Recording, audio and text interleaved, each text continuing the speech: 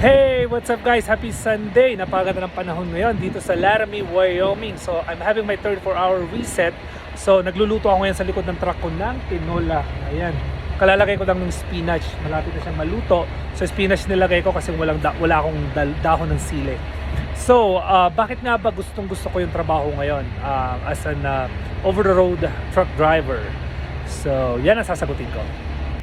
Dalawang rason ko mga tropa kung bakit gusto ko yung trabaho ko ngayon. Una is yung lifestyle at saka challenge ng trabaho. So katulad ngayon, yung lifestyle kasi parang akong nagka-camping everyday. Nagluluto ako sa likod ng truck. So kung saan ako napapadpad na lugar dito sa Amerika. And challenge kasi yung trabaho is different everyday. Hindi ako maboboard. Like iba-ibang klase ng load, iba-ibang klaseng weather and road condition ang dinadaanan ko. At saka kung saan state ako nakakapunta dito sa Amerika. And pangalawang rason is income. So naging formula ko mga tropa is addition by subtraction. Lumaki yung income ko by subtracting, eliminating all those basic expenses dito sa Amerika like rent, house rent, and yung car payment and insurance. So yun, napakalaking bagay na wala kang mga ganong bills dito sa Amerika. Alright. Ayan, luto na yung tinola.